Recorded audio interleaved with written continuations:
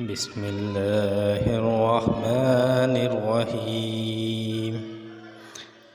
ألف لام ميم.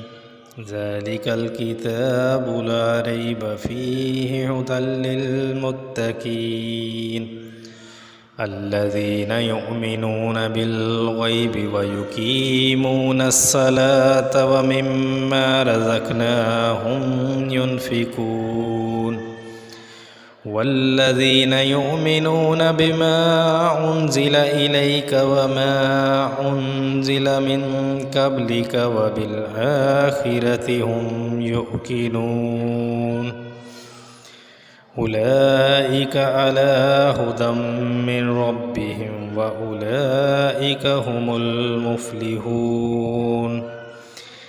إن الذين كفروا سواء عليهم